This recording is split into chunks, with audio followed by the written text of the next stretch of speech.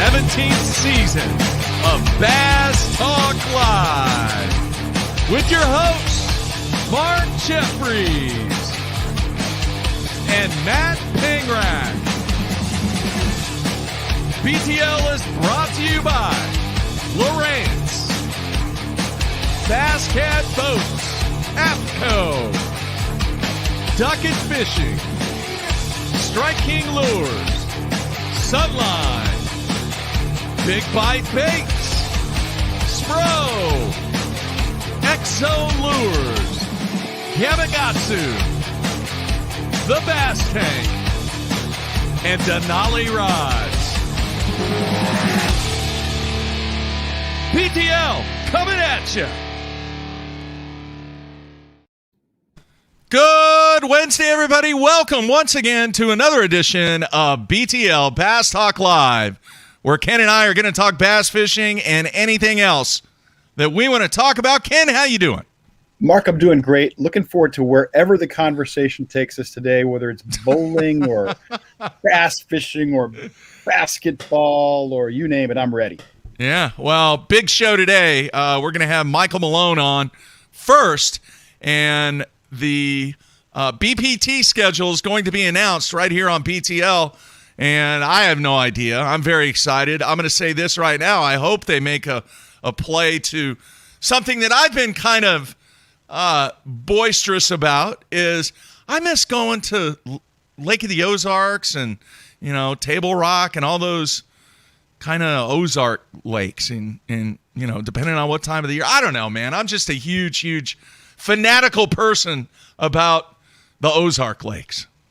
Well, I have heard a rumor and that all of the tournaments next year, all the competitions next year will be here in Florida. What?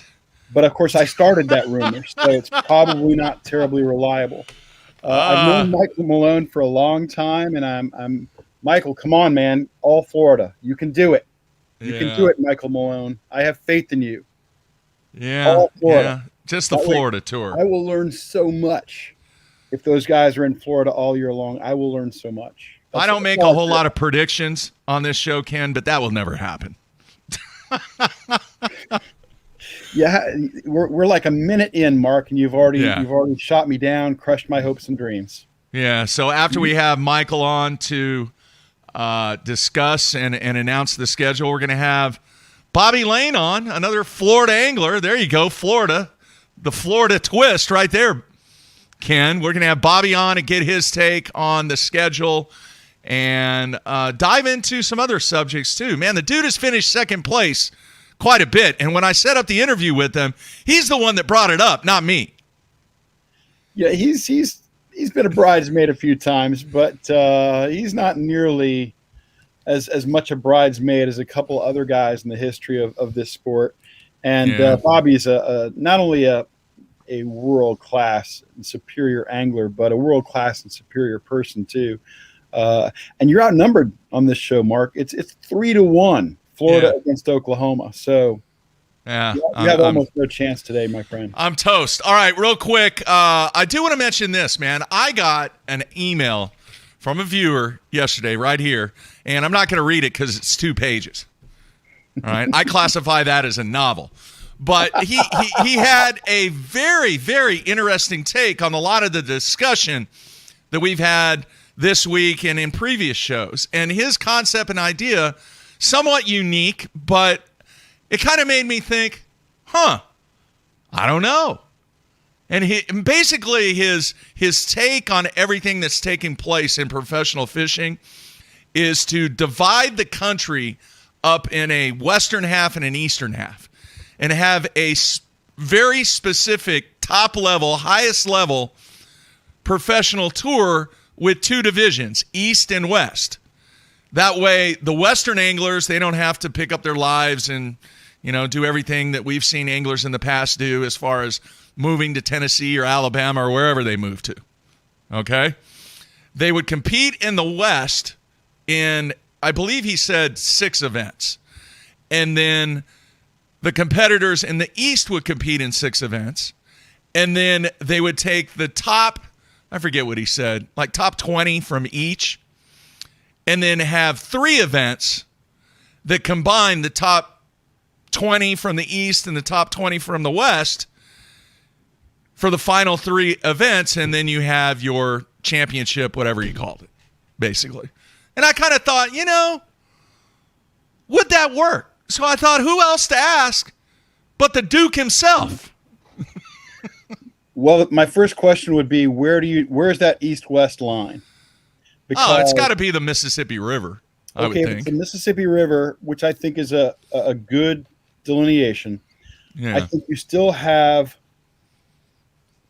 a surplus of bass fishing interest and maybe even talent, but I'm mostly talking interest here. A number of anglers and so forth is still heavily east if the Mississippi is your line of demarcation. And I think does the league choose which division the anglers fish in, or do the anglers get to pick? That's a good question. Because I would worry that the Eastern division would be significantly stronger. Yeah. I hate that a lot of the guys in California or Arizona have to come so far to compete on the national tour, which rarely goes west of the Mississippi. Yeah. But that's been reality for 50 years. Yeah. Certainly guys like Aaron Martin, Skeet Reese, Gary Klein, Dean Rojas, on and on and on, way out west, John Murray. They are fabulous talents. Justin Lucas, they are fabulous talents, but their numbers are not nearly as significant as the guys from the East. And so I would worry about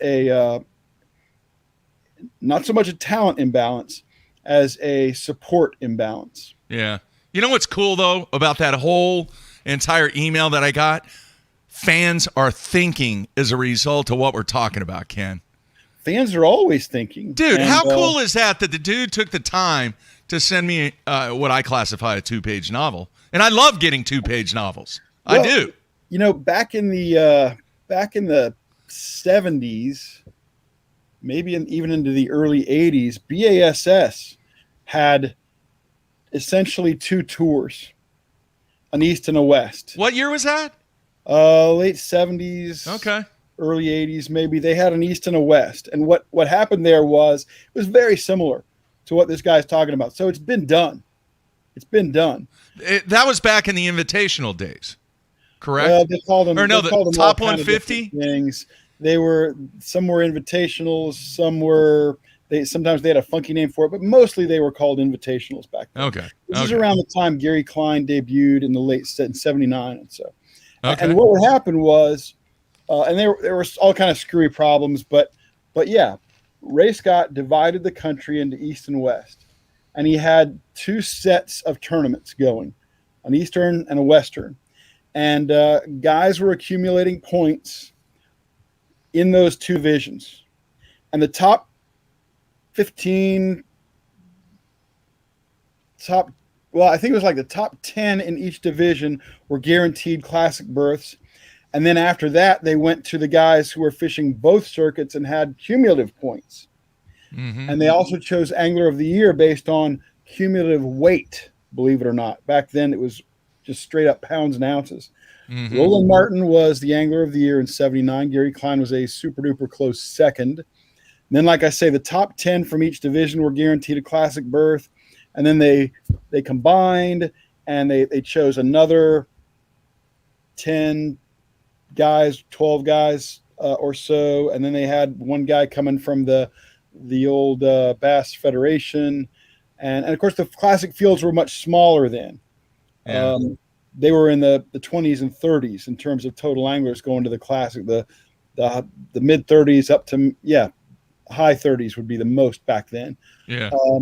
So yeah, it's been done, and the reason it was not continually done was there just wasn't the support for the Western swing or the Western tour. Yeah. And I can tell you that's been the history at BASS for 50 years. And Michael Malone, he might have some interesting things to say about this too, but that's been the challenge on a national level for a long time. Guys from the West would love to see events come out there, but Bass and the other organizations would love to see support out there. Support starts off mediocre and falls from there until there is not enough support to make it a viable effort. All right. A couple of things, and then we're going to take a break and come back with Michael Malone and announce the 2022 schedule. All Florida schedule. No. Get that out of your brain, Ken. Jeez. Wishful thinking. Come on, man. Very wishful. Never going to happen. Anyway, first, let me address the power situation because somebody asked. I did find out what the deal was. They are developing a brand new residential area very close to where the studio is, and they've been having all kinds of difficulties, challenges, whatever you want to call it. The power did not go off last night, so keep your fingers crossed. Hopefully the situation has been corrected, and they are well on their way to developing their grid or whatever they're doing over there. So that's what the situation was on that. Derek has a very interesting question for you, Ken Duke. What would be your ideal schedule for either one of the tours? How many events? Let's start out simple.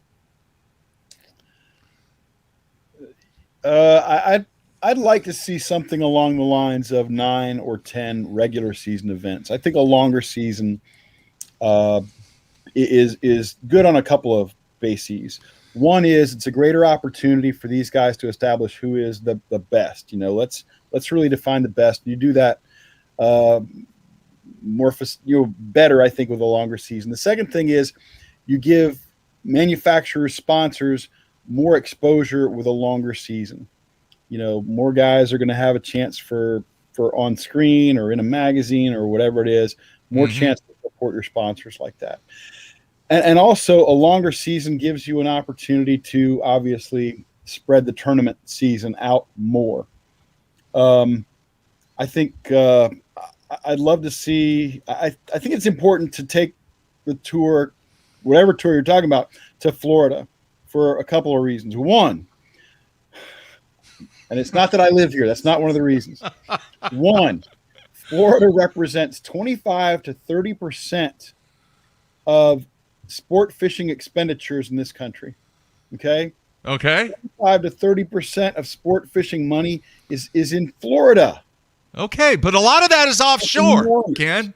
Some of that is offshore, but yeah, it's true. But still, we're talking about this is the fishingest place on the planet, really. Okay. Number two, we have the weather for it. Obviously, we have the weather that enables these tours to get started in January, if they want to. Certainly February, if they want to. I want to see it hit. And I want to see if it's a circuit where there are a relatively small number of anglers on the water in a competition day, whether it's the BPT where you've got 40 guys in the water. I want to see some of these events on smaller bodies of water that we are not accustomed to seeing events. I'm talking about lakes that are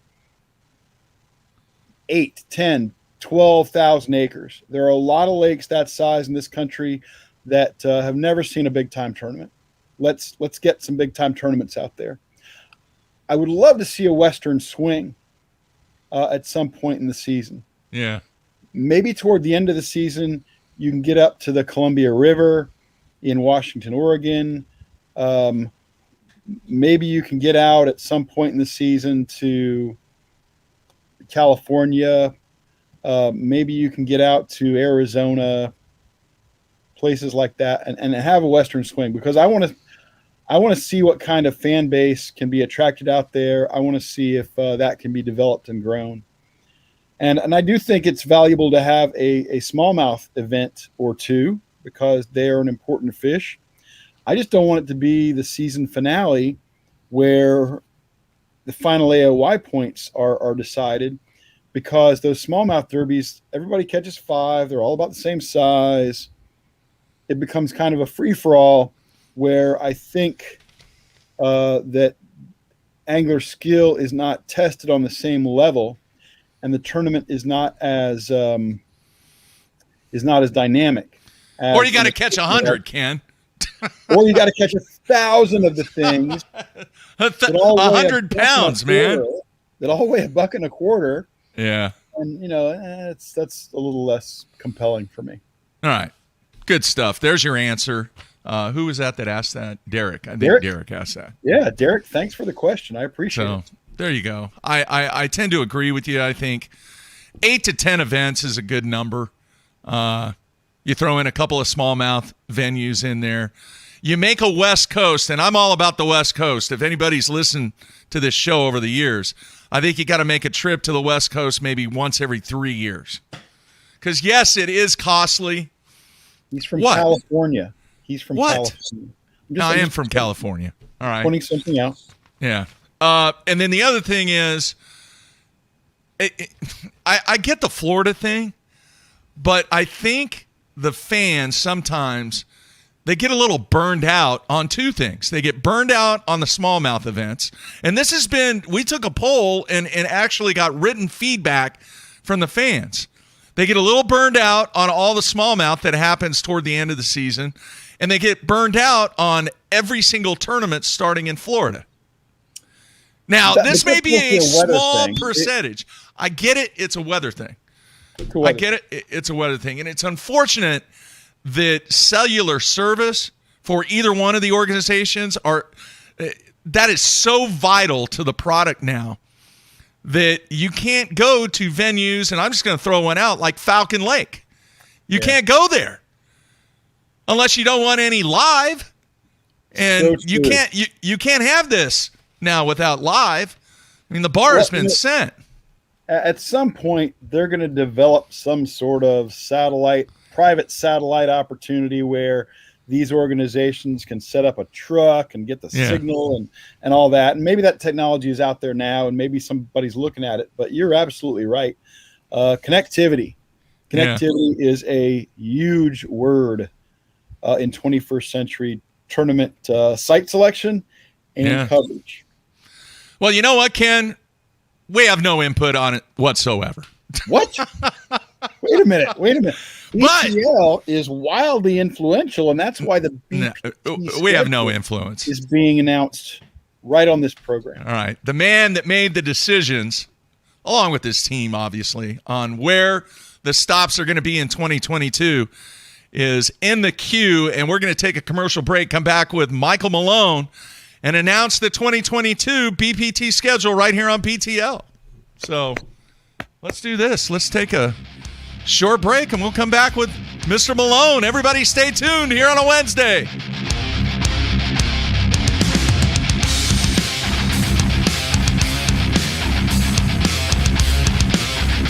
Elite FS puts the full range of Lowrance fish finding tools at your fingertips. Find fish with active imaging 3-in-1 with Fish Reveal. Target fish with active target live sonar and watch fish react to your lure as it happens. Built-in C-Map Contour Plus charts make it easy to find key fishing areas. But best-in-class charts and powerful sonar is only the beginning. It's easy to build your fully networked FS system. From sonar and waypoint sharing to controlling the Ghost trolling motor and power poles. Lowrance Elite FS. Targeting fish just got easier. BassCat's legendary 20-foot platform has been paired with angler-approved accessories for 2021. Puma FTD features the proven hull used by many of the top names in bass fishing today, backed by a transferable lifetime warranty.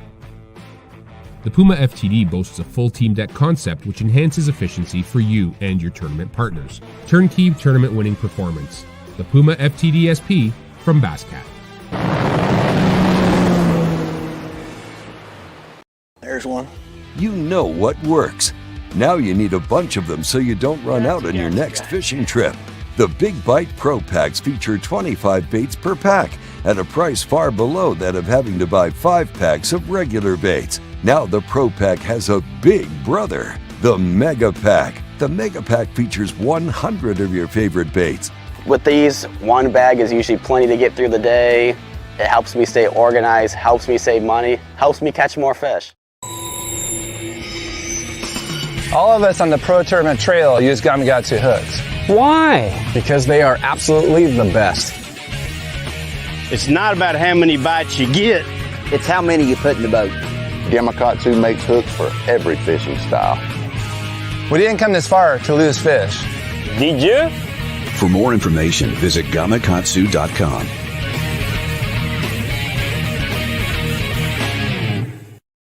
Let's face it, fishing electronics are no longer an afterthought. They've become a necessity. And at the Bass Tank, our experts match you with the right electronics, provide professional installation, and educate you to help maximize your catching results while providing support along the way.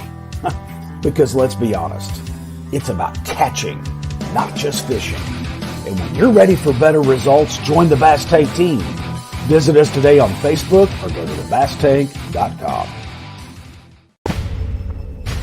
Preparation is key to success. And that preparation starts well before you ever hit the water. You're only as strong as your connection to the fish, and your line is that critical connection. Confidence in your line every minute of every day on the water is a necessity, and failure, it's not an option. Sunline makes the fluorocarbon, nylon, and braided lines to give you the strength to guarantee your confidence.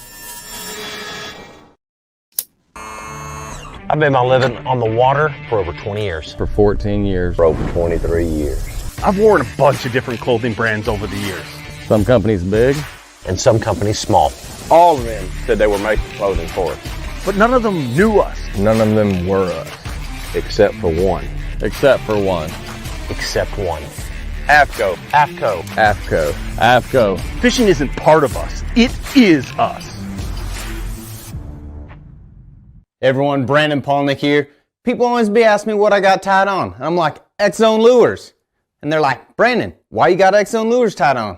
And I'm like, let me show you why. The bite. Get out of there. Get out of there. Oh, yeah. Oh, it's freaking digging. Get in here. Oh, God. Giant. Oh, my God. Oh, my God. I think you get the point.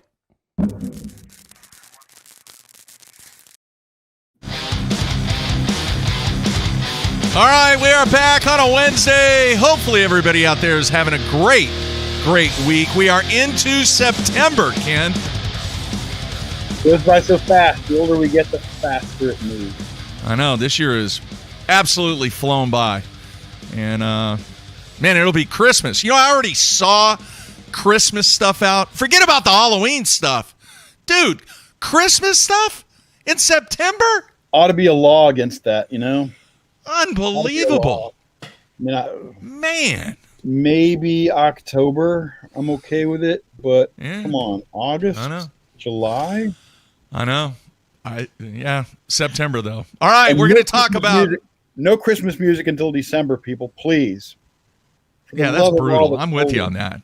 Oh. I am absolutely with you on that. All right, it is time to talk about 2022 though, as we bring in MLF's Michael Malone to announce the 2022 BPT schedule. Let's bring him in now. Michael, how you doing, man? Hello, Michael. Hello. Can you hear me okay? Yes. First of all, hey, man, thank you so much for announcing the schedule here on BTL. We've been doing this a long time, and we greatly appreciate the opportunity to announce the schedule. I know there'll be a press release coming out here shortly today, but for the first time, people are going to find out where you guys are going on the BPT next year in 2022. Yeah, thanks so much for having me, Ken. It's good to connect with you again. Ken and I worked together for a number of years. But I got to tell you, the definition of torture is sitting in your waiting room and listening to the show and not being able to comment on everything because all of the topics, right up until this last comment about Christmas, was just blowing my head up. And I'll start with that one. My wife has a home decor store, and the question is, when does she bring the Christmas decor out? And that's, she has to do it earlier and earlier, and people are asking for it, they're buying it. But Ken, I am 100% with you. Christmas music doesn't start until Black Friday. That is a rule in the store, and it just has to be. But yeah, it's torture being in there. But I will say we are doing a full Florida tour, about a half a mile from my house here in Florida. At one time held a Florida record, and for a largemouth in 1961. We're going to Istapoca. We're going to Bienville Plantation, the headwaters. So we're getting the small lakes. We're doing Florida. What else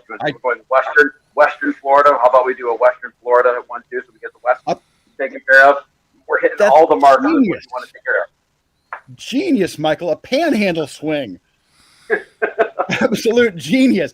Mike, I told you so. I told you so. Whatever. That's never going to happen. All right. Now. All right, listen, let's do this, Michael, real quick, because I want this to be better if we can get it. Your audio is a little shaky because of your AirPods. So I'm going to pull you out and see if you can convert that over, and then I'll bring you back in. All right? Meanwhile, we're going to bask in the new Florida tour. Ken, get over it. No, they're going to hit Headwaters. That's a fabulous place. It's hard to get new water in Florida because almost everything here is natural lakes. That's going to be a fabulous stop. I mean, look out for Shaw Grigsby there. I've had a chance to fish that place with Shaw and with Greg Hackney and some other guys. Look out for Shaw Grigsby on the BPT at Headwaters. And the Panhandle Tour. Oh, it's going to be spectacular. Tour. Hopefully, he didn't go into a lot of detail there. Hopefully, they can hit Jackson near Tallahassee, which is a legendary. Get over it, Ken. Get over it. You heard the man, Mark. You heard him. All right, let's bring him back in and see if he has his audio a little better. All right, let's see if that's better. Can you hear me better? Much Very better. Good. Michael, I just want to know I can hear you as well, but I'll try to increase the volume, but I think we're okay. Can't thank you enough for the Florida tour. This is spectacular. Yeah. Very good. Yeah, my audio for you guys, I can't hear you as well, but I think we'll make do. All right, cool. Well, now since we have your audio much better, let's roll right into it and announce the 2022 schedule, Michael. Very good. So as you know, we've already announced the pro circuit for the first start of the year. We actually, and you talk about number of tournaments, all in all, we're doing 20 tournaments. We've got 7 regular season events on the Bass Pro Tour. We have heavy hitters plus Red Crest.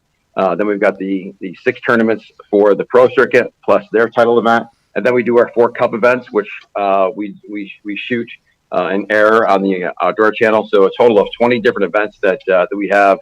So when it comes to the schedule, there's a lot to put into it. But before I begin, this really is a team, and I'm glad you mentioned that.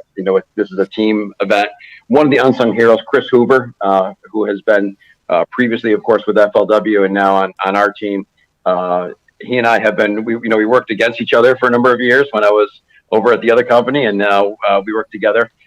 Chris is just a fantastic guy and has done a wonderful job with the pro circuit and the Toyota Series, and he books the BFL regionals and all the championship events. So Chris is just a fantastic asset in our team. I work with Marty Stone a lot, who's got a lot of contacts around the country and get some information, and we're going to share that with Stage 1.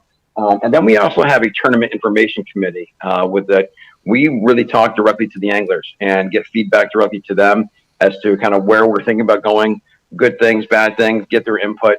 And then we come back and say, all right, well, this is where we're to go based on your input. So don't want to name all the anglers because I don't want to miss any of them, but this truly is a team event. Starting on the first weekend in February, we're going to a place that some people may have heard of and some people may not have, but it has never hosted a professional living tournament. We're going to West Monroe, Louisiana, and we're fishing 3 fisheries in the region. The first one for the first 4 days, and as a reminder, the Bass Pro Tour are 6-day tournaments. First 4 days, we're going to be on Lake D'Arbonne, which is a 15,000 acre reservoir, kind of southwest of West Monroe. A lot of structure, like a few arms off of it. Some people who I've talked to about it kind of said it's kind of like a smaller version of Toledo Bend. But from all reports we've heard and some of the things we put out there, some really good fish in D'Arbonne. On day 5 on our knockout round, we're going to go to Ken's suggestion, a small body of water, Caney Creek, which is another great fishery in that area. It's a smaller body of water, but it's just for one day. It'll be 38 anglers fishing on that reservoir. And then finally, we're going to end on a little surprise. We're going to fish a new water system. It's called Bussy Break. Bussy Break was owned by International Paper, and they donated the 2,600 acre property to Louisiana Department of Fish and Wildlife, I think around 2013. It's about 2,200 acres. We'll have 10 anglers fishing on Bussy Break for the championship. And when we reached out to the Department of Fish and Wildlife there, they were ecstatic. And some of the things that we do with our fisheries management, we work with fisheries offices around the country, and they can't wait to see how the best of the best fish on Bussy Break, because as we give them some data as to not just the quality, but the quantity and the location as to some of these fish. So in some ways, people have compared that to the headwaters in Florida, the way it is, the way it's laid out. But really excited about going to West Monroe. I've known Scott Brascato, the host at the West Monroe CBB, for a number of years, hosted other things there, and other tournaments there in the past. But these are 3 bodies of water that have never seen a professional level event, and really excited to kick off the year with places going to have some great catches. All right. Obviously, Michael, a lot of fans want to know already, obviously, with everything that the people of Louisiana are going through right now with the hurricane, this event is scheduled for, what was it, the first part of February. Right. I'm assuming, and you tell us and the fans, what is the plan to make sure that the task at hand is taken care of for the people, and making sure that everything is okay to have this event? And do you have a contingency plan in place already if this situation does not get better? Yeah, there's always a plan B that we've got to look at. And, in fact, I was reaching out to a few of our anglers, including Gerald Spohr, who did a Facebook Live on our page yesterday. He's from Gonzales, Louisiana. Thankfully, he's safe. And by all reports, our friends and family in the fishing industry are safe in Louisiana. But, at the end of the day, we're doing fishing tournaments. And, we kind of take that perspective first and saying, all right, safety is the number one priority. And then, if everybody's safe and we can do it, is the quality of the fishery still intact? And we have looked at other fisheries in the past. We have had a pivot. We're not at that point. It is really still, we're just days after it. So we're going to assess kind of where that is. We haven't heard any negative things about that. I remember Hurricane Michael did some damage and tore up some grass on Lake Seminole a few years ago. So those are things we have to take in consideration. But number one priority, the safety and health and welfare of the people that live in that area. And we're going to assess that, take a look at it, and then make those decisions when we find out more information. All right. I know nothing about those bodies of water. What about you, Ken?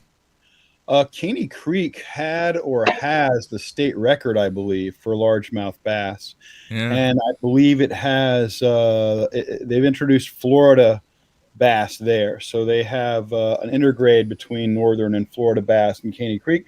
Should be an amazing opportunity to catch some really big fish there as a result of that. Very cool. New place. Gotta like it. I like it a lot. And 2,200 acres for Bussy Break. I like that too. When you're dealing with just a handful of guys, 10 guys or whatever it might be, fabulous. I like that a lot. All right. Continue, Michael.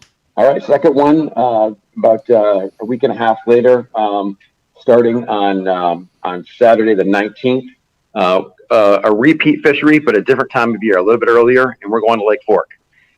Very excited to go there that time of year.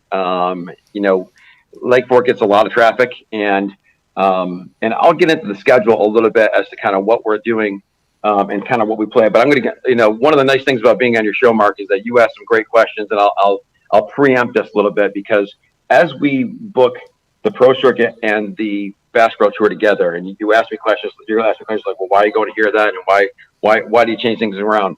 Yeah, I'll be completely honest. We were looking at going to Lake Fork the first week of February, and we couldn't do it because there is a flea market in Central Texas that takes up every room for 3 hours.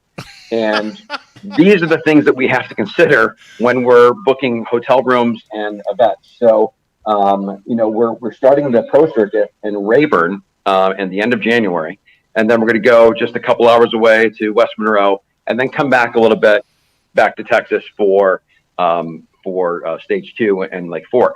But I mentioned that because there'll be other things you'll question me about later on when we get to some of the smallmouth lakes. I'm going to give you a hint on that. We'll be going to some smallmouth lakes later on in the schedule.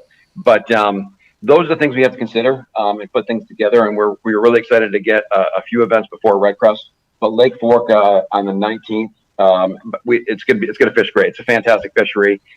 Just to start the year there and get to do a little more pre-spawn fishing there it's going to be interesting to see how the guys do it. I mean, these guys are the best of the best. Let's see how they do it at this time now. Okay. Next stop.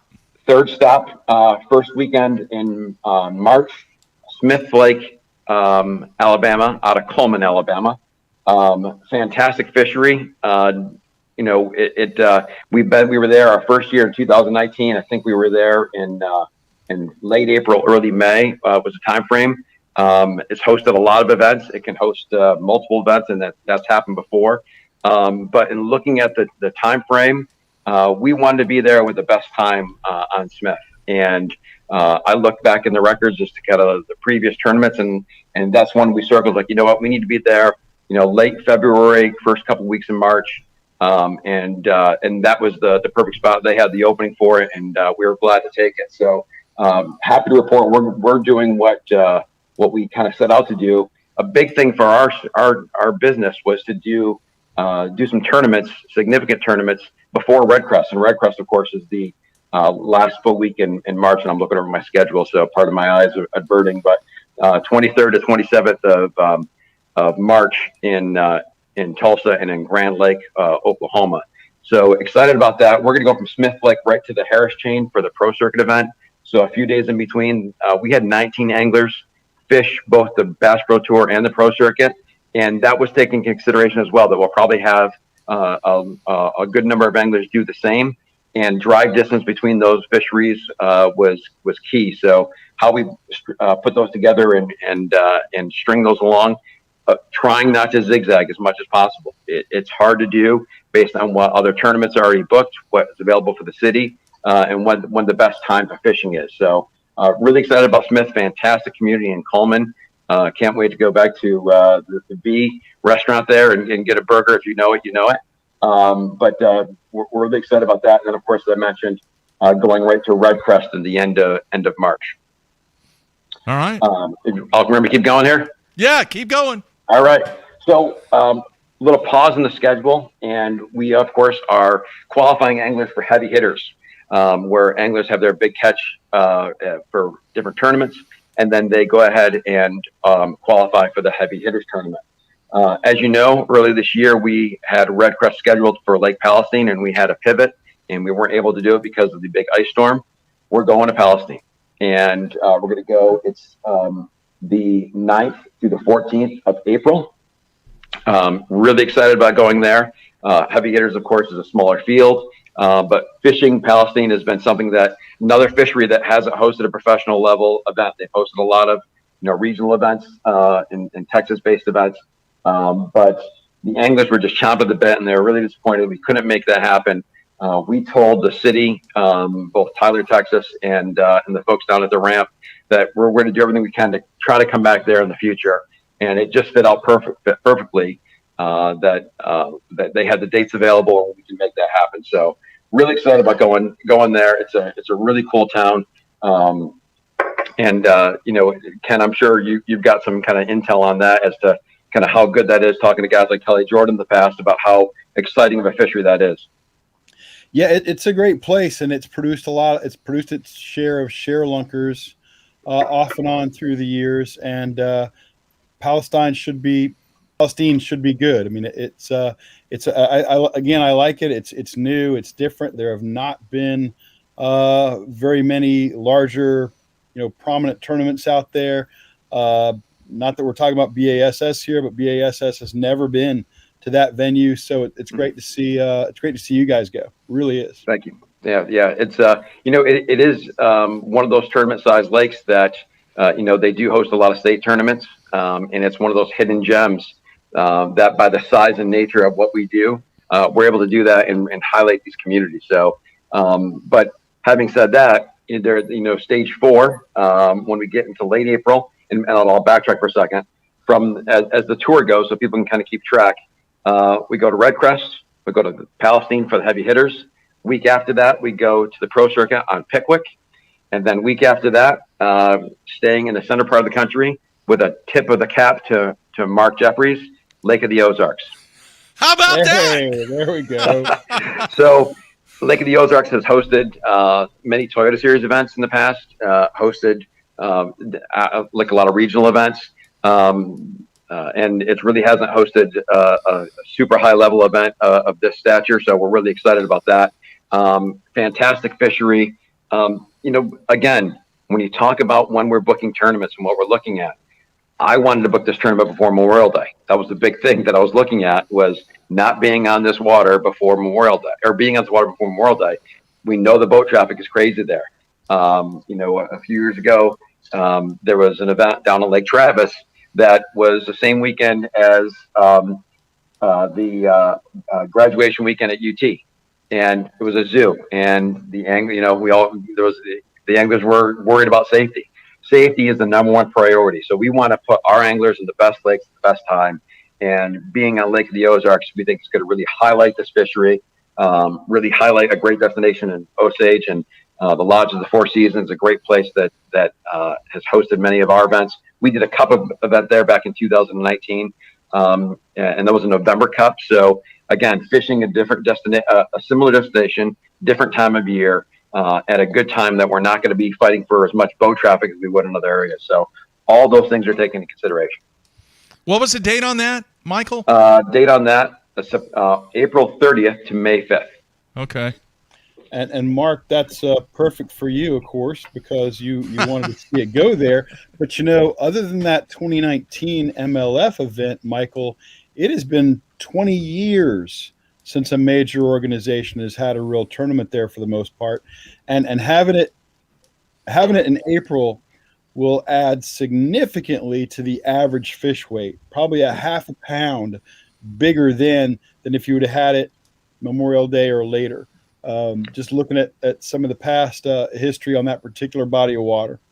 Well, I'm glad you mentioned that, Ken, because as a part of the tournament information committee that is made up of some of our staff, including Stephen Barden, who runs our fisheries management department, and a better than a handful of anglers.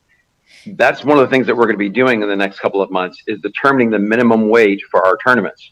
As the beauty of catch, weigh, and release, we can move that just like if it's a par 70 or 72 on a golf course, we can determine what that is, because we want to be so good that the guys have to catch it. It's if it's a 2 pound minimum, that it's not easy to get a 2-pounder, but it's not so difficult where it doesn't make it for bad content, where the content suffers because it's too high. So what's that sweet spot? So we will work on that and determine that, whether it's a 1.5 pounds or 2 pounds.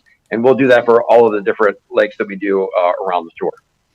Well, I can tell you when the other guys have fished Lake of the Ozarks in April, that the average bass weighed in, this was back in the 5 bass limit era in every case, the average bass weighed in was better than 3 pounds. Wow. When you have it later in the year, that drops down to 2 pounds 5 ounces, 2 pounds 9 ounces, right in that kind of range. And that's some historical data for you. Well, that's great. Nice. And I'm sorry, Mark, go ahead. No, I was just going to say, Ken, I think the last tournament, was it the last tournament there? Big tournament, the one that they had in December where they had to shovel snow off of the boat covers, and they were catching fish on buzzbaits when it was snowing 3 or 4 inches. That's right. And I remember Sean Goodwin doing really, really well in that event. He either won it or he came in second. And man, I love that lake. I'm good. Continue. Good. All right. Well, why don't we just stop now? We're good, right? We're done. Good. Yeah. Okay. As long as you're Mark, as long as you're happy, that's all we care about, is making sure that Mark is happy. Yeah. Well, I'm good. Lake of the Ozarks. How about that? All right. Well, after Lake of the Ozarks, the next week the Pro Circuit heads to Guntersville, and obviously, Guntersville that time of year is going to be great. We're really excited about that. Anglers are stoked. After Guntersville, we've got a little bit of a break with the Pro Circuit and the Bass Pro Tour. We obviously try to book tournaments around the major holidays as well, so we're not going to book anything on top of Memorial Day. But heading into the first week of June, we are going to stay in the TVA vicinity, and head over to Watts Bar and talk about another fishery that is really primed. You know, the way we're looking at Watts Bar is kind of the same way we were all looking at Chickamauga. Gosh, it was 6-7 years ago when the tournament started rolling into the Chick, and there's no reason to dance around this. Everybody knows I used to work with bass with Ken, and I was the one that booked the tournaments. But you got to really tip the cap to the folks in Ray County that they were the one to put Chickamauga on the map, and they did a great job of doing it. They have been a great host for all tournament organizations at all levels, and Watts Bar has always hosted kind of like the college events and the high school events. Watts Bar is a fantastic fishery, and it goes without saying that it is due time that they get the spotlight that they deserve. I'm sending my apologies to Wesley Schrader and John Murray for booking on their home lake, but I'm sure they're going to be excited too that they'll be able to stay in their home bed at that time frame. But when you look at kind of the arc of tournament bookings along the way, it isn't. And Mark, you've said this many times on your show with me on, and the times when I've listened when I haven't been on. But you've been very kind and understanding that some places just can't do a tournament. They don't have the infrastructure for it. They don't have the community support for it. But Ray County has done a fantastic job, and they continue to do so. And we are really excited to be going back there again. Cool. Very nice. All right. What's next? We leave Watts Bar, and then the next week, the anglers head up to the Pro Circuit event on the James River. And I'm sure you've talked about that, but James River, again, not hosting some major events. They've hosted some opens before, but we are fantastic client there and customer. Really excited about going there for the Pro Circuit, and at a great time of year to be that. The Bass Pro Tour, though, actually has a little bit of a break from that Watts Bar tournament, which ends on Thursday, June 9th. We are off for the month of July, the rest of June and the month of July. We've got ICAST. We've got the week after ICAST, we have the Lake Champlain tournament for the Pro Circuit. But when you combine ICAST, which is the 18th and the 22nd of July, a week and a half prior to that is 4th of July. It's hot and finding northern destinations. And we also get anglers that, hey, listen, I'm trying to book a tournament. I'm trying to book a family vacation, somewhere between, 4th of July and ICAST. Are you booking anything? And we keep getting this request over and over. We said, you know what? Just stay away from it. Why force that in there? Let's give the guys a break. People are on their vacations as well. So when it comes to viewership, we know that can change that time of year. We've tried to do that. Viewership is just not, the great after 4th of July because people are out with their families. So why force that? Let's take a break. Let's have the Pro Circuit go to Champlain. After they go to Champlain, we're going to Cayuga for the Bass Pro Tour. Okay. And it's a fishery. It's an unbelievable smallmouth fishery. It's hosted professional events in the past, and it's been a few years since it has. Going to Union Springs, the village of Union Springs, a really quaint little town in the Finger Lakes. I'm actually from upstate New York, so this means a lot to me to be able to do events in upstate New York. But really excited about being in Cayuga and going there and being there that time of year. We think the fishing's will be fantastic. That lake fish is different depending on where you go. And it'll be interesting to see how the Bass Pro Tour guys fish it compared to how they've been there before at a traditional 5-fish tournament. So we understand the nuances of how that is. And I think that's what makes the content so exciting on the Bass Pro Tour, as these guys attack a lake differently because of it. That we saw it when they were fishing on the St. Lawrence, and now going to Cayuga, it's going to be a fantastic event. Cool. Is that one in August, Mike?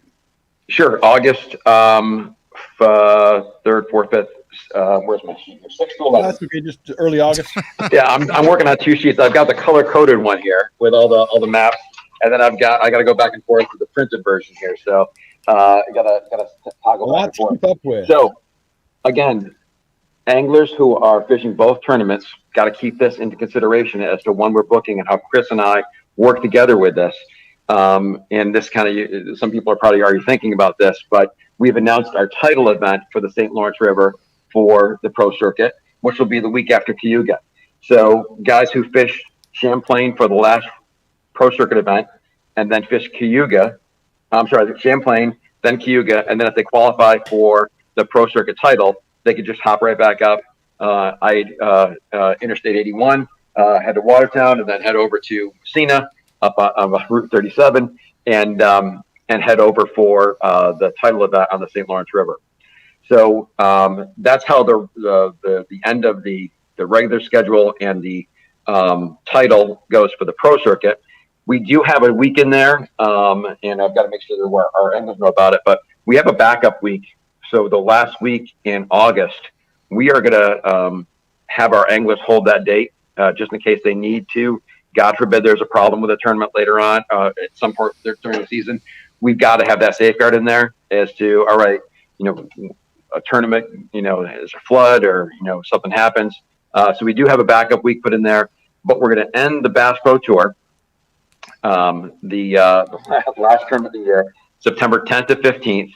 And again, smallmouth fishery, place that hasn't seen the tournament in, it'll be going on 4 or 5 years, but we're going to Minnesota to Mille Lacs. And really excited to see, again, how these guys go to Mille Lacs and how they fish it, and how it plays out. It's going to be an exciting time to go there.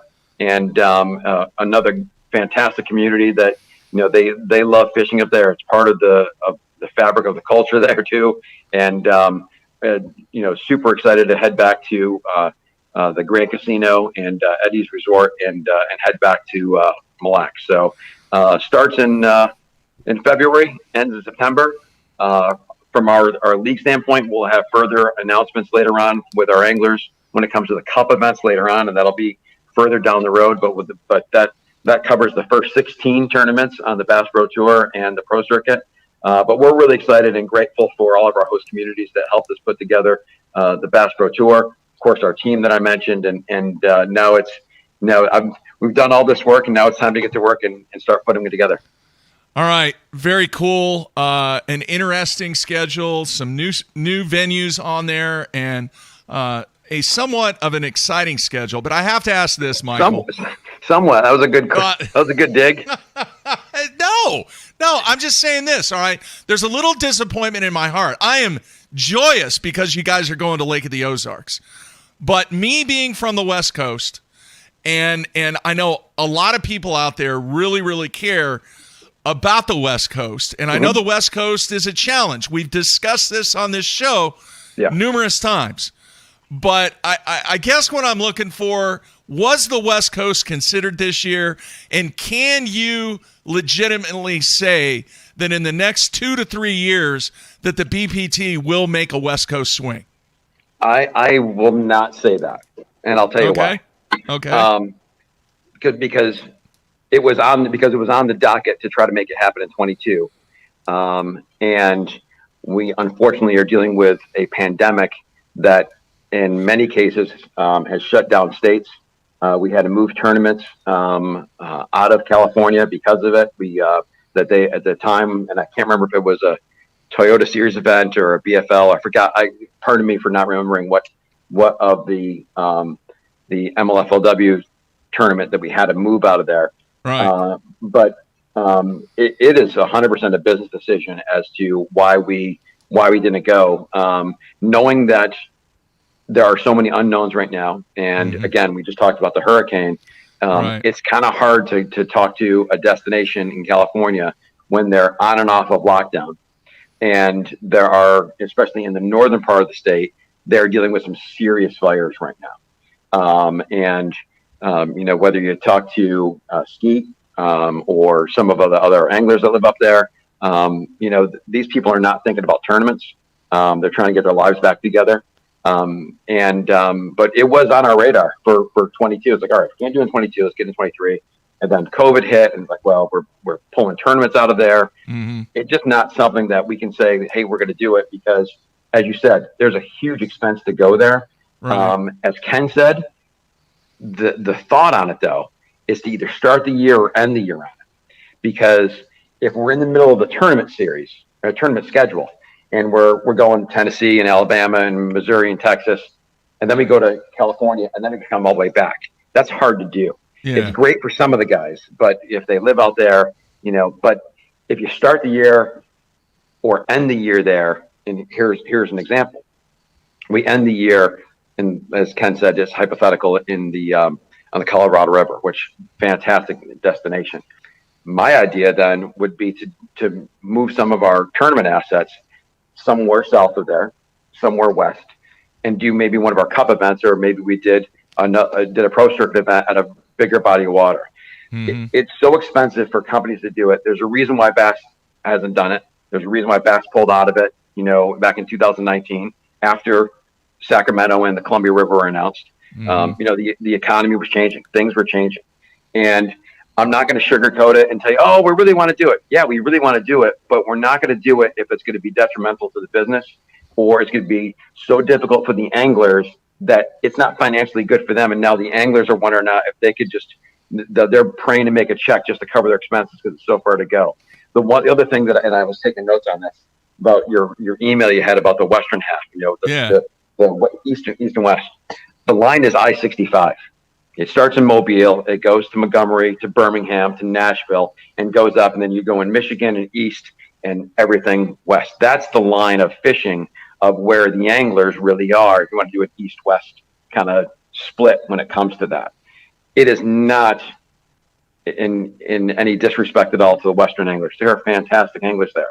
But Boyd said this on BTL probably, I think, 9 months ago when we were on together. We need the anglers to show up when we start doing tournaments there. And if they're not, then, that's kind of an indication for us as to whether or not we continue to do those toy day events and the BFL events. It's just a numbers game when it comes down to it.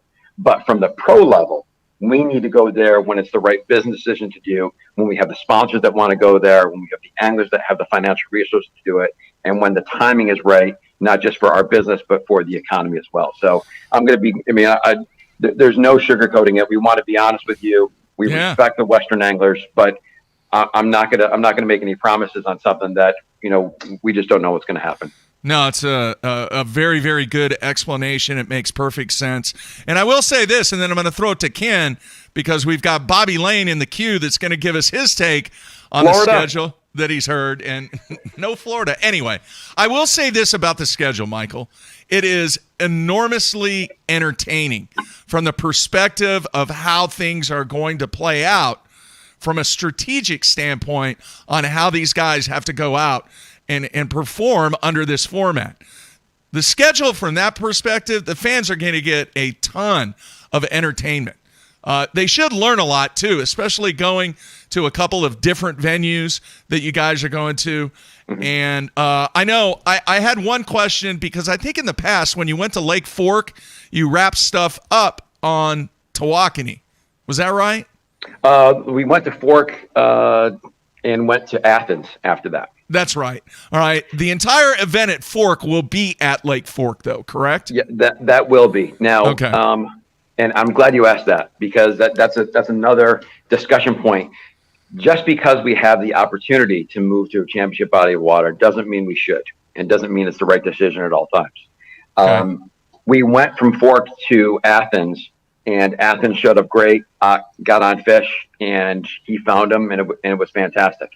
There is the other school of thought from the tournament side, is that we're taking guys off of fish when they're on them. Yeah. And you've got to balance that when you talked about how exciting it is, it's educate, entertain, and engage with our fans. Where'd that come from? Have I not said that for years? we stole that from you. So. but you're absolutely right. So now if there is, and this goes back to the Tournament Information Committee, now that the anglers have that, we are open to the conversation of saying, hey, listen, maybe we go ahead and look at going on Athens for heavy hitters, because it's a specialty event. There's no points involved, and it takes some pressure off of Palestine for that. Maybe, and I'm just throwing this out there, that the anglers say, you know what? There's a small body of water near this lake. Let's do championship there. That's one of the beauties of the Bass Pro Tours, that we have an open dialogue with the anglers. This is not a dictatorship. This is not something that, it's like, well, Michael Malone said we're going to do this and this is how it's going to be. It's not. We take the anglers' input into serious consideration. And that's one of the beauties of it. Now, at the end of the day, we're going to do what's right for the business. But as we move along the process, that's why we were able to put together schedules like this. Is that it's really a team effort. All right. As I mentioned, very entertaining. Can't wait. Ken, what are your thoughts? It all boils down to me, Michael. You teased us with Florida. It's okay, Ken. It's all right. They're going to Lake of the Ozarks, man. Ken, listen, I'm waiting for you, Ken, to call me, and I'll be there. I live about an hour and a half away. Let's go over to Lake X. Anytime you want to go, man, you holler at me, and we'll go fishing. And by the way, I just because unfortunately my apologies for everybody. They got to look at my face today, but little shameless plug if I could, Mark, before you turn over to Bobby, and I can stay on with Bobby. You could let me go, but I'm wearing a shirt here that's a prototype from shopmlf.com. I'm overseeing the merchandise shop that we have. This is one of our shirts that we've got. Kind of doing a little modeling for it, but really excited about all the new swag that we've got on there. Some new hats just dropped a little while ago. Ken, you're a large, extra large. Just let me know. Large, okay. Extra large. All right. But make sure you go take a look at the shop and see all the new stuff. And there's more stuff dropping. In fact, for Major League Fishing members, we've got some discounts as well, including on the scales that we use in competition, Luminox watches, and a lot more. So really, really a lot of great things going on there on the shop. For Major League Fishing members, they get an added discount on top of it. All right, I do want to mention this. There have been a lot of other questions that I just don't think now is the right time to address those questions. I will say this. The plan is we're going to get Boyd Duckett on after the conclusion of the last event of the season, which I believe is next week. Is that not right? It is. Yep, we're going to Detroit for stage C7, ending on the 15th. All right, so we're going to have Boyd on in the coming weeks after the final event. We're also going to have John Acosta on once again to kind of give the fans and give us a status of the union, or whatever you want to call it, as far as the performance of 2021 and what 2022 looks like from his perspective. So a lot of those questions can be asked then. I definitely want to have Michael on again, but at the same time, I want to make sure that we give Bobby enough time to comment on his first hearing of what the schedule is for him next year and get his take on things. So, Michael, I greatly, greatly appreciate the opportunity to announce the schedule, and it's going to be cool. Can't wait to see it, man. Thank you for the Lake of the Ozarks, too. Your time on it. Thank you for the Lake of the Ozarks. Nicely done, Michael. Thank you, man. All right, good job, man. Thanks, guys. All right. See you later. All right, good stuff. I had Lake of the Ozarks, dude. In the last week of April, that's going to be so entertaining to watch. They may have to dodge a few boats, but it's like he took everything I was saying about Florida and said, I'm going to crush Ken's soul here and tease him about Florida, and then I'm going to show who I really love, and I'm going to give Mark Lake of the Ozarks. Yeah. All right, let's bring in Mr. Bobby Lane now and get his take. Bobby, how you doing, man? I am wonderful, guys. I am. I just heard the schedule for the first time. I heard it was emailed to me last night, but I was actually over in Winter Park talking to 3 clubs over there that were getting educated on the Bobby Lane Cup this year that will take place December 4th. That'll be in 2021, and it's our 10th anniversary, and it's going to be a blowout year at Camp Mac. So anybody watching, listening, sponsorship has been wonderful this year. Things are moving forward better than I could ever imagine. And those kids' eyes last night, just there was about 50 or 60 of them. And to see their expressions when we were talking about the Cup was pretty cool. All right. Mark, very cool. That Bobby Lane Cup is a huge event. It is. It's been a wonderful event. It's a scholarship-driven event. We were, we had to postpone last year like a lot of other things, but the The year before, we gave out $26,000 in scholarships, and I believe this year we are probably going to give out a lot more. And it's the 10th anniversary, so it's got to be super special, and it's going to be. And from some of the feedback we're getting from what people are wanting to do, instead of calling them and asking them what they can do, has been phenomenal this year. It's going to be a blowout year at Camp Mac for sure. All right, very good. Bobby's sponsors really step up. They donate a lot of things that are then raffled away to people who attend the weigh-in and stuff. It's a really cool, really special event. Bobby's buddies, other pro anglers show up, sign autographs, talk to the fans. It's a big, big, big deal here in Florida. Right. And there's so many teams coming from Kentucky and Tennessee and all over the country, really. It's one weekend that if you're in, I don't care what age, from 3 years old all the way up to a senior in high school, which would qualify you for the scholarship program. It's one day that you are not going to want to miss, and that's December 4th at Camp Mac. It's Ken, you've been there, you've taken pictures a lot of the years. It's free food, free entry fee this year. We had a sponsor kick in for all free entry fee event for the 10th anniversary. I mean, it's just everything has gone perfect so far planning for this. Very nice. All right, man, you heard it for the first time. What are your thoughts?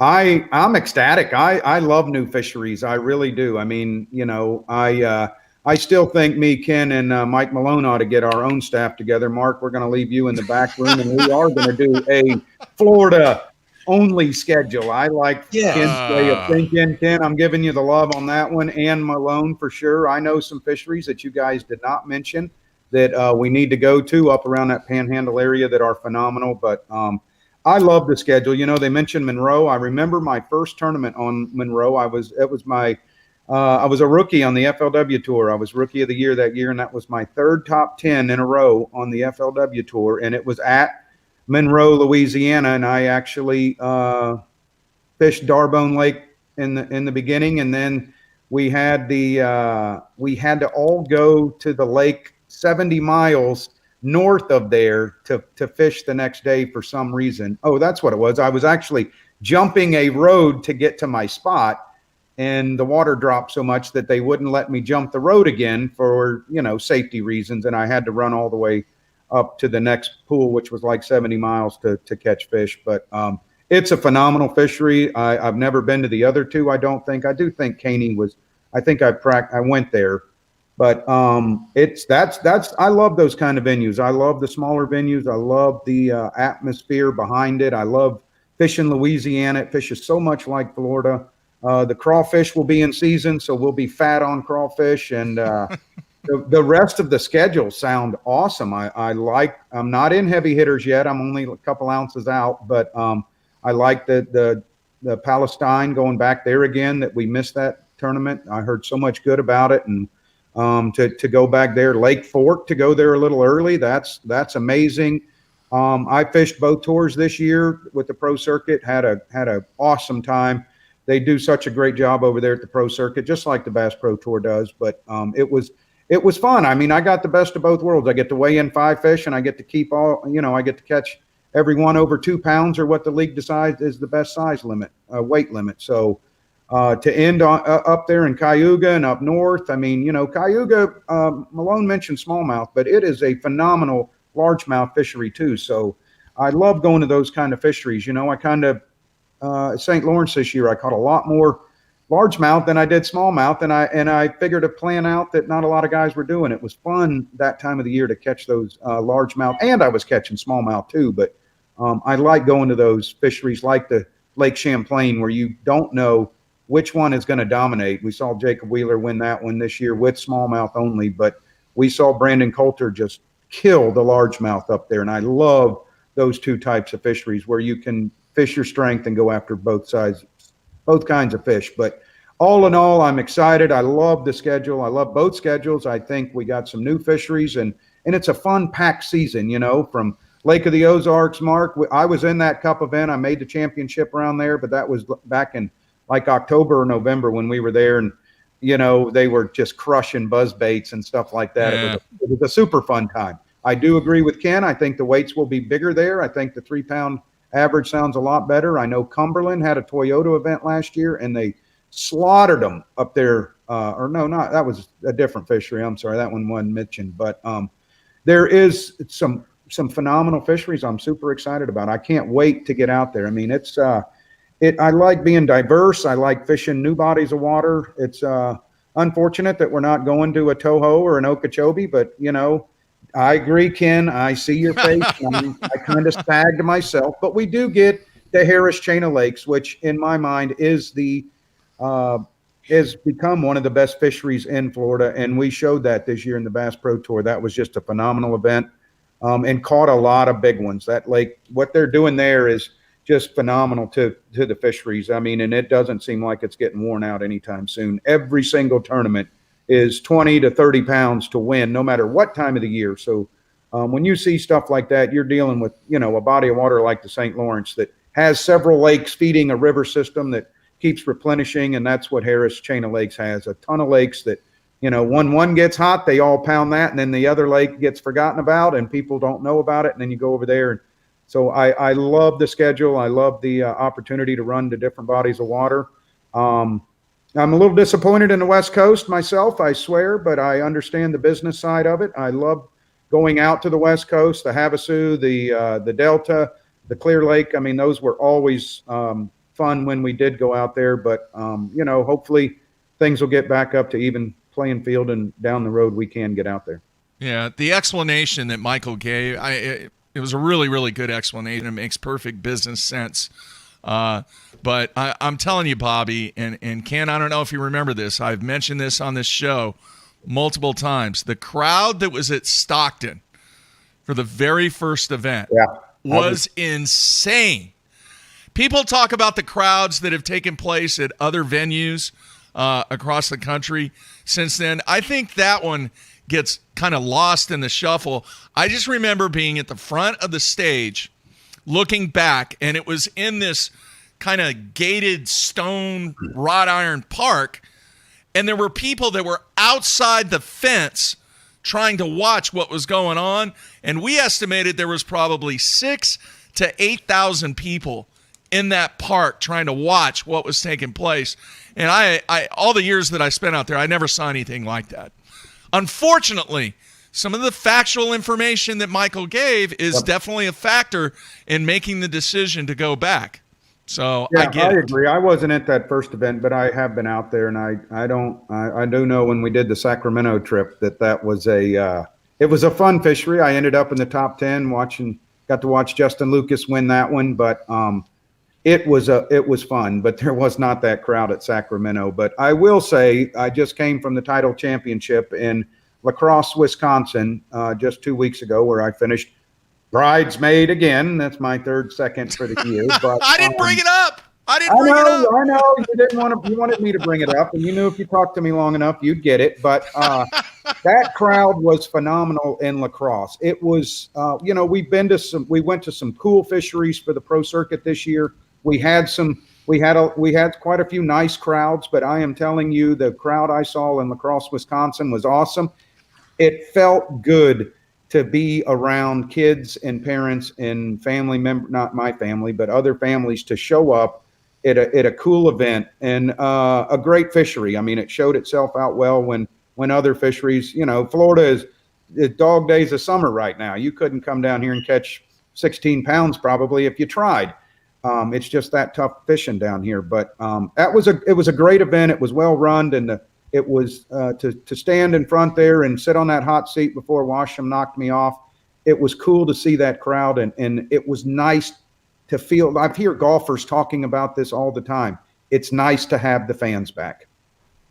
Yeah, that's good. That's good. All right, which one of the stops really sticks out to you? And when you did hear the list of lakes that was being discussed by Michael, what kind of perked you up and go, man, I am really, really happy we're going there? That used to be a question I get. What's your favorite lake? Which one do you want to go to the most? And it used to be Potomac River. And it's not because I finished almost dead last there this year, but the more I have done this, the more I enjoy fishing everything. There isn't one that stuck out to me really, really key. And that's the truth. I mean, you could have put Okeechobee or you could have put Toho on there in February or March, and I would have been excited. But I don't have a favorite anymore, Mark, and that's the truth. I love going to these venues at the right time of the year, because when you figure new fisheries out or old fisheries at the right time of the year, it's some of the most incredible fishing you can imagine. And I'm not talking catching 10 a day. I'm talking 20, 30, 40 fish a day. And in the Bass Pro Tour, we get to weigh all of those. And the Pro Circuit, we get to catch 5 of them. So, I went to Lake Murray this year and went to Sam Rayburn, where I haven't been in forever. And we're going back to Sam Rayburn for the Pro Circuit next year. There's so many fisheries that are still the most amazing fisheries in the world. And if you hit them at the right time or close to the right time, they're going to show themselves. And you talked about exciting and educational. That's what both those tours to me, the Pro Circuit and the Bass Pro Tour, sound like. Educational and entertaining. You're going to get the best of both worlds. And all I can think of is how much stuff I can pack in my Toyota and my Phoenix to go to these fisheries, because we're going to need it all. I mean, this is going to be a shallow water guru fest for me all the way up until Watts Bar, which still could be, and then we're going to make the northern swing. So, I'm gonna have my new Berkeley swim jigs tied on, and I mean my flipping sticks. I'm going to order more of them, and 50-pound spider wire. I mean, I cannot wait to go test my skills out on some of these new bodies of water at the right time of the year. And one thing's always true, you got to catch them because somebody else is. And that's the way I attack every body of water. And probably just in the last 3 to 5 years is when I quit saying my favorite lake, because I honestly don't have one. I live in Florida and I love every lake in Florida, but the more I travel and the more I get out there and fish, that these lakes that are so chock full of 3 to 5 pounders just blows my mind. And when you get that bite figured out, there's not a better time to do it than at a Bass Pro Tour or a Pro Circuit event. Cool. Ken? This bridesmaid thing, Bobby, I don't want you to feel bad about this, because the bridesmaid thing, 3 second places in a year, that's some disappointment. But man, you got nothing on Aaron Martins, of course. 4 bridesmaid appearances in the Bassmaster Classic, and the guy who doesn't get enough talk for being the sport's ultimate bridesmaid is Tommy Biffle. Oh, well, good. I'm glad you brought those 2 names up, because that makes me feel a lot better. And thoughts and prayers always to the Martins. I did text Aaron just recently. He said he's holding in there. He's dealing with some more meetings and doesn't know if he'll be at St. Clair or not. I'd love to. I'll text him when I hang up, find out if he's coming. But thoughts and prayers to him and Leslie and the kids. Every time I get to see him, it brings the biggest smile on my face to know that what he's going through, and to see him persevere through all of it and still show up at these bass fishing tournaments that are 20 hours away from his house is just amazing. And thank you for the boat official that takes him out, runs his boat, tells him, here's where your waypoints are, this and not. But it's been a journey with Aaron, and I hope the journey continues, because he is such an awesome person to talk to. And he is one of Tommy Biffle, on the other hand, he's Tommy Biffle. I feel like I'm honored that Tommy actually talks to me in the parking lot. But I didn't know he had that many seconds. But you're right. Aaron is one of the great people. It's better than third, and it's better than last, right, Ken? Amen. Absolutely. 3 seconds in 1 year. It's been a pretty good year. I was going to say Biffle, who I think it took Tommy about 10 years to even notice who I was, or maybe remember my name. I love Tommy Biffle. What a great guy. I've spent some time in the boat with Tommy. What a fabulous angler he is. But Biffle finished second in 2 different classics in 90 and 94, losing to Rick Klun and losing to Brian Kirchhoff. And then he finished second in 3 Forest Wood Cups in 97, 98, and 2000. So in the space of 10, 11 years, he took 5 runner-up spots in the biggest tournaments in the sport. So I think Tommy is kind of the ultimate bridesmaid of bass fishing. Right. Well, I don't want to be in that group. I want to get out of that group. Mark, I can see you chuckling back there. I want to get out of that group. But, you know, the beautiful thing about seconds is if the guy doesn't have the bonus bucks or he doesn't have the Costa or the Yamaha Power Pay, you know, I'm picking up an extra 10 grand on some of these tournaments. I mean, it's awesome. So the checks are nice. The incentives are nice. But, yeah, I mean, I'm hungry for a win. And I mean, 2 ounces and a pound 3 was huge at La Crosse, but the 2 ounces at Travis hurt a little bit. But, you know, it's still been a great year, and I'm excited. I'm excited for the new schedule. And, you know, if you gave me second in every event next year, we'd have this same conversation, and my bank account would be fat, and I wouldn't be worried about it. And you'd be leading the points by a mile. Which, you know, you're a guy who always qualifies for championships. You're just so good. Well, try to. Remarkably consistent. That's one of the things that I've always admired about you. And that kind of consistency is rare among Florida anglers. It's very rare. You know, the only true Florida guy, although he was technically born in Oklahoma, who's ever won AOY on a major circuit is Scott Martin. I think Scott was born in Broken Arrow, Oklahoma when Roland and Marianne lived there. But Scott's a Florida guy because he's lived in Florida almost his entire life. No other Florida guy has ever won AOY on a major circuit.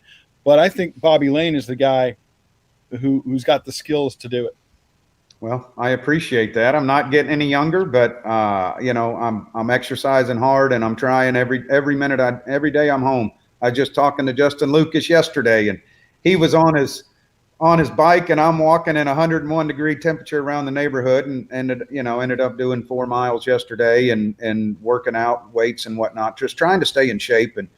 And you realize how important that is, just not for your body, but for your mind. I mean, these younger guys, I mean, it's easier to them, and it was easier to me when I was that young. But you know, I want to stay in shape. I want to compete at the highest level, and I feel like I'm doing that right now, and I want to continue to do that. And I'm glad that we're not doing a bunch of repeats on the schedule. You know, those are the kind of the ones you're like, well, if you have a good tournament, and you guys can relate to this, and I know other pros talk about it. If you have a first or a second, or you make a top 10 at a venue in April, and you go back to that same venue the next April, the only thing in your mind is going to fish those same exact spots that you made a top 10 in. And in reality, it ruins your practice. It ruins your mindset, because you'll catch a couple of fish in that same exact area, same time of year. And then when the scales fall down for your 5 fish, the all you can weigh or whatever format you're in, you find yourself in the bottom third of the pack every single time, because your confidence was so high going into it that you went to that same spot. You got one, you made 3 casts, you caught a 3-pounder, and you left. Little did you know it was the only 3-pounder left, because you done yanked them all out of there the year before. And I've done that on several times, and it's nice that we're not going to, didn't sound like a repeat period. I mean, I heard Champlain and I heard St. Lawrence, but you know, every year those fish move in different areas and get in different spots. So this is a curveball for, you know, anglers that haven't been to some of these bodies of water, and it's going to be a challenge to learn it in 2 days of practice. But man, I mean, I'm stoked and I'm ready to get out there. Ken?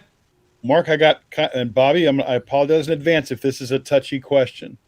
I would love to see MLF stick with a number and say, you know, it's 2 pounds, it's 1 pound, it's 1.5 pounds, whatever it is, but pick a number and stick with it.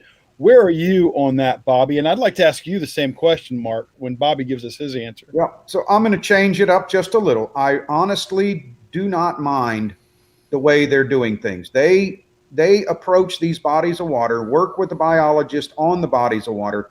Lake Travis would have been a disaster if we would have gone to a 2-pound minimum, guys. It really would have. There would have been probably the outcome might have been the same, but there was the right call was 1.8. Harris chain, after we saw it, you know, we know that Harris has tons of 2-pounders, but the guy said the average fish in Harris was 1.4. So they went to 1.8 or 1.2 or whatever. So they're actually getting scientific data to match, and we only changed it twice.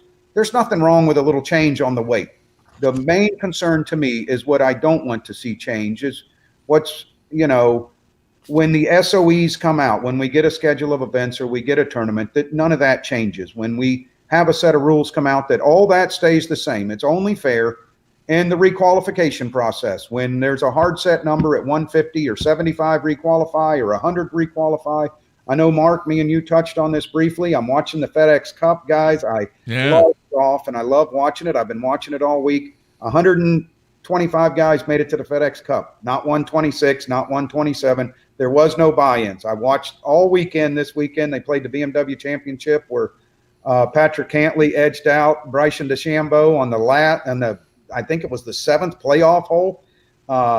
In the top 30 advanced to Eastlake in Atlanta. Mm-hmm. And not 31, not 32, not 33. So a little bit more consistency would be nice on that part of it. We're just coming off a miserable year last year where everybody was just all clustered. I mean, I dealt with it with the Bobby Lane Cup. It was just a hard way to do anything. So, we're still young, we're still new. I'm not making up any excuses, but a little bit more consistency. And I know on our last conference call, we talked about that. That was stressed very, very, very highly to when things come out, guys, this is going to stay intact, just like super glue. It's not going to change unless there is weather, something happens state by state with the pandemic. But other than that, I am fine with them changing the weight on bodies of water. If it's 1 pound, 1.5, 2, 2.5. I love the cup event format where you just show up and it's a 1 pound minimum. They've made great decisions, and they didn't change it after that. I thought it went really well after all of that. But all in all, I'm happy what I'm doing. I got the best of both worlds, 5 fish limit and all you can catch. I got, like Ken said, 10 tournaments a year. I fish 13, 14, 15. I think I'm at 16 or 18 this year. Keeps me on the road, keeps me going. Unfortunately, I don't get to see my kids and my wife as much, but, and that slowed travel down. The pandemic slowed that down. But, down here in Florida, we're open, we're ready, we're rocking and rolling. And I know other places are trying to do the same. So hopefully as this goes on, that times will get better and that'll all come down. But more tournaments, better venues, or great fisheries at the same time of the year.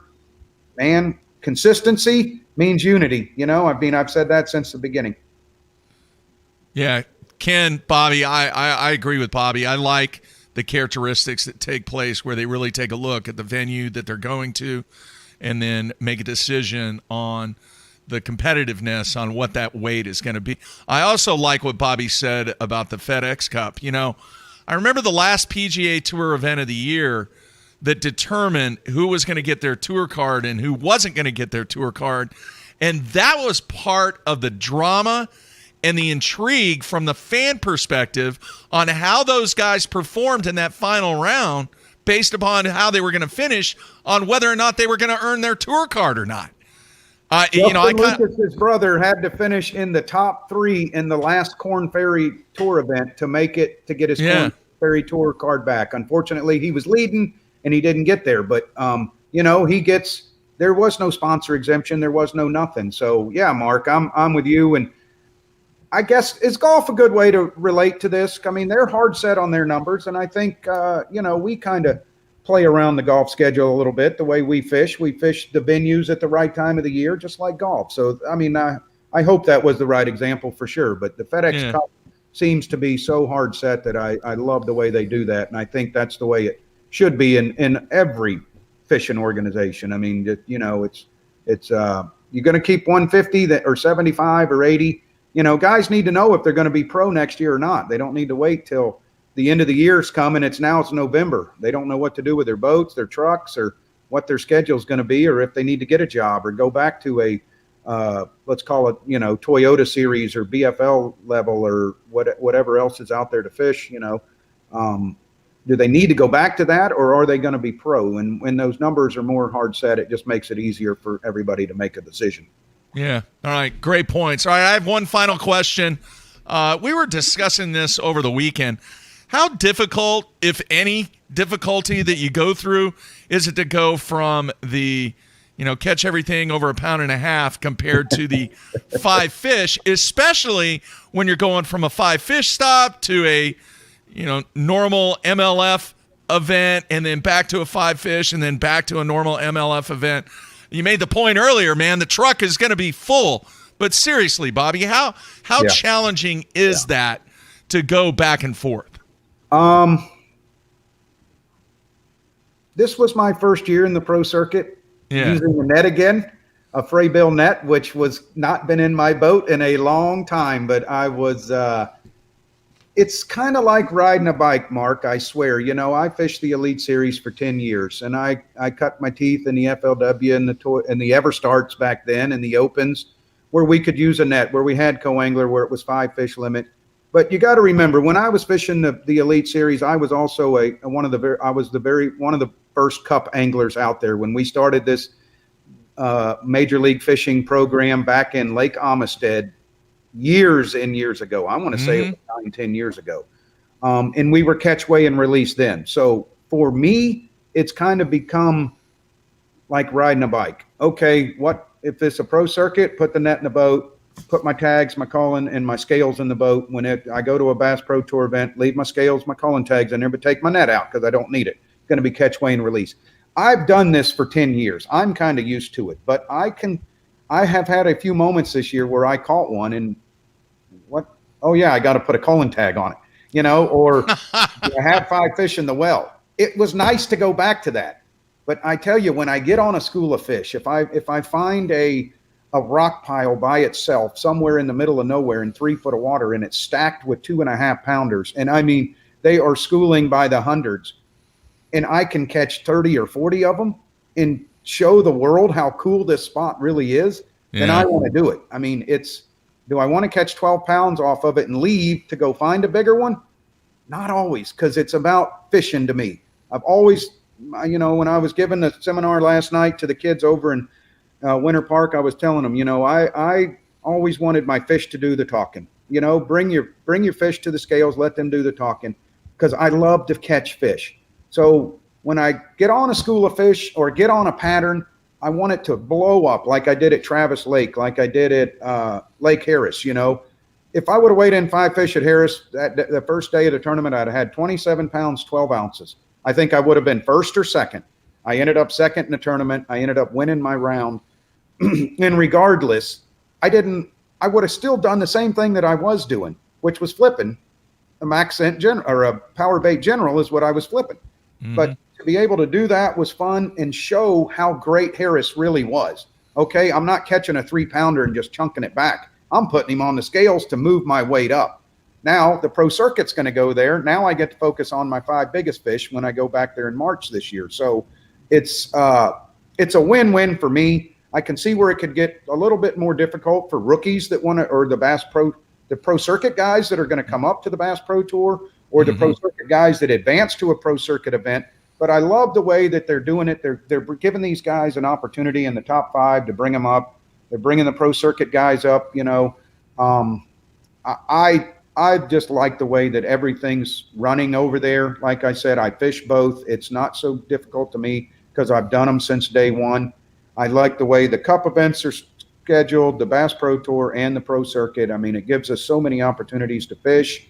I got 0 complaints on the way things are run, but I can see where it would be a little difficult for a guy to know whether he needs his net in the boat or he's going to catch his fish, pull it or let it go.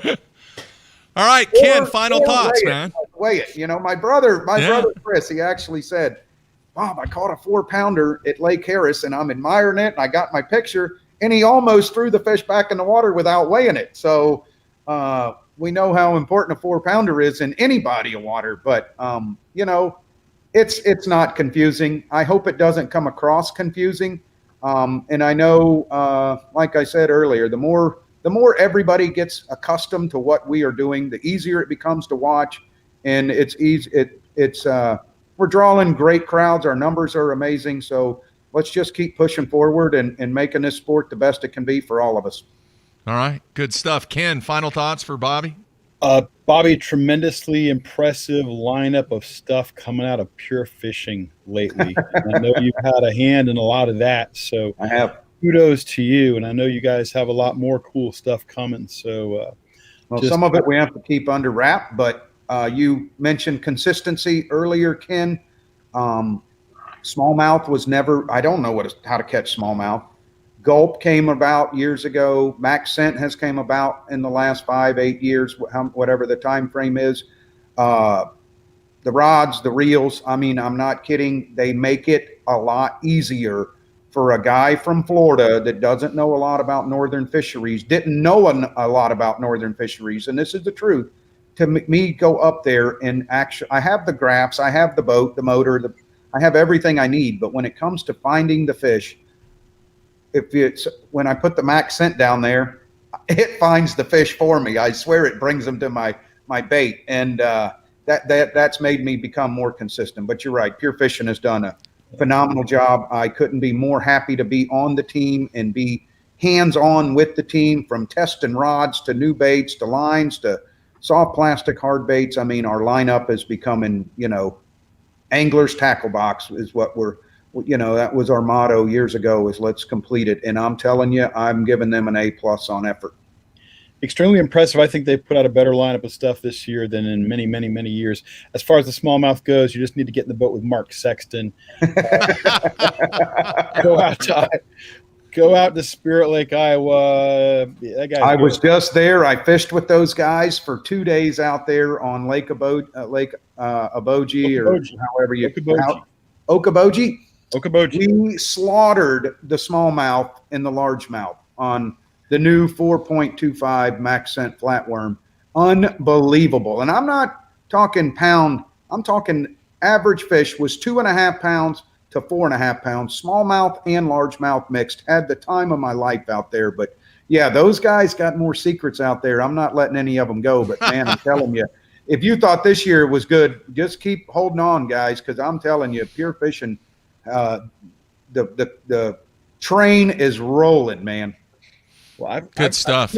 I picked up some stuff watching Sexton in the lab, and I asked him some questions, and I'm going to take a new approach to my wacky stick worming. And if it works out, I'll share it with you, my friend. Right. You guys are awesome, man. Thank you for this opportunity. You're right. I'm heading to Detroit on Sunday. I'll be heading up there. We got a meeting on Tuesday. Practice starts on Wednesday. After that, I've qualified for the first 2 cup events, which they haven't announced. They announced states, but not lakes, which I love, because it's, who knows, anywhere is possible with those cup events. And then get ramped up for that Bobby Lane Cup, man. I'm excited about that. I got a lot of work to do to get geared up for that. It's going to be the best blowout year we've ever had here at Camp Mac. And you're right, Ken, when you mentioned pros, some of the biggest names in the Instagram world, the YouTube world, those guys will be coming to the event already. When you said big trucks, guys, trucks, I mean tires that are tall. You put me, you, Mark, and Ken all in a totem pole, and the tires on these trucks are bigger than that. It's unbelievable. But, thank you guys for your time, man. I appreciate it. Bobby, if you need a photographer out there, you just let me know. You're already this is your invite. We'll see you there. I'll see you there. There you have it. And Mark, they need to nickname Bobby Lane's nickname needs to be the Knife, because this guy just keeps making cuts. The Knife. The Knife. I love the fish, man. I'm fortunate. God gave me a sixth sense, and I swear it was casting or catching a bass. And my dad always said you could catch one out of a mud hole, and whether I do good or bad, it doesn't matter to me. I learn from the bad ones, but it's a lot funner when you do good, and it's nice to be a fisherman right now. I can tell you that for all of us out there fishing, no matter what league or what it is. The future is bright. The kids are on fire. The high school, the college programs are taking off, and we got everything we need right here in Florida to keep that momentum moving forward. And I can't wait to hit the road next year and check out some of those cool venues that Malone just announced. I'm excited to get out there. Cool. All right. Speaking of cutting and slicing, real quick, man, tell me you're hitting them straight. Are you hitting them straight? Tell you what, I played pretty good. I had lunch with Andy Bean last week at Grasslands. Me and 12 guys went out there. Andy comes out and I was getting lessons from Andy last year during during the off time, and man, I was hitting them really good. But it's weird, Mark. I'm in that, really good par birdie kind of deal, maybe a bogey or two on the front and then lose it on the back, or I lose it on the front and get it on the back. But it's getting closer. It's getting better. If my buddy could throw my putter in the lake again so I could get another one, that I was on a pretty good bet one day. I made a putt from 20 feet. He said, "You ain't made a putt all week." I said, "Yeah, but that one was worth quite a bit, wasn't it?" He grabbed my putter and chunked it in the lake. Jeez. The next day, he showed up with a gift card to Golf Etc. for $200. So I bought a new TaylorMade putter. But I think it's time for the TaylorMade to go to the lake too. But it's not bad. I'm enjoying the game. I'm hitting it a lot better than I ever have. The lessons that I got from Andy Bean were phenomenal. Just last week, he gave me a couple of tips, and when I take those to the tee box or to the chipping range, man, it just makes sense when you get to talk. All Andy wants to do is fish, and when I'm home, all I want to do is golf. But I look forward to playing some of these courses on some of these venues. I played in La Crosse, Wisconsin. Me, Skeet, and Jimmy played up there, and I played a course called the Barracks up in New York. A friend of mine flew up there. We played up there in Lake Champlain. And next year sounds like some new venues. Mark, you're going to hook me up with one at Lake of the Ozarks. So yeah, great course at Lake of the Ozarks. Great course up there. The one in Florida. I'll take care of the one here. All right, I might come play with you at Lake of the Ozarks. Great course up there. That'd be awesome. All right, man. Great stuff. Bobby, thanks for joining us and giving us your take and a lot of other things in the life of Bobby Lane. So, man, take care. Good luck next week, and we will definitely talk to you soon. Ken, I got to see what the rest of your shirt says. I'm an angler. What? Oh, it's just this is. I am an angler. I like that shirt. Mark, you got him looking great. I like the Bass Talk Live hat. The show's awesome. Thank you, guys. Thank you, Malone, for giving me the schedule. I'm going to go walk a couple miles now and cipher through it all. Appreciate it. All right, man. Take care, Bobby. See you guys. See ya. See you, neighbor. There you have it, Bobby Lane. And, man, I've been a Bobby Lane fan for a long time, Ken. Super nice guy. Great guy. Knows how to really, really take care of his game. But at the same time, he shares a lot of his time with the fans, with the kids, with his sponsors. He's just he is an iconic guy on and off the water when it comes to this game. Yeah, we say it occasionally about some guys. And there's sometimes a reason we don't say it about some people. But Bobby Lane is the same guy you see on the show. He's the same guy you see in the boat at a BPT event. That is who he is, and he's wonderful. His family is amazing. The Lanes are kind of the first family of Florida bass fishing. They really are. Yeah. And Bobby Lane is a wonderful guy. It's been a privilege of mine to share a boat with Bobby on numerous occasions. Really good dude. All right, folks, in case you missed the first part of the show, the interview with Michael Malone, make sure you check out MajorLeagueFishing.com. The schedule for 2022 and the BPT series will be posted. Should be posted now. I think they were going to do it, I don't know, sometime this morning after our show. And press releases are going out. So check out the schedule. I think it's a fantastic schedule. Like I said, very entertaining, very educational. I think if you watch what these guys do on the water, you're definitely going to be engaged in what they're doing. But most importantly, I think you're going to learn, especially with some of the venues that they're going to. Somebody wanted to know how to spell the first lake. I don't even know how to say Darbonne? it. What is it? Darbonne? Yeah, Darbonne is it's a French one, of course, because it's in Louisiana, but it's D'', A-R-B-O-N-N-E. Darbonne. Yeah. Is it not? Darbonne. We'd have to ask my friend Patrick Sabille to pronounce it properly. He'd probably say, "It's Darbonne." And it's the perfect place. It's the perfect place to throw the dart spin, which is one of Patrick's great baits. A fabulous bait. All right, man. Then go for it. All right. Great stuff this week, Ken. Thank you so much for pitch hitting for Matt. My pleasure. And we will have you on again as he makes his month-long journey to where's he at? Finger Lakes and then Smith Lake, and got a week off in between. So I can't keep up with Matt Pangrack. I bumped into him in La Crosse last week, but I can't keep up with that guy.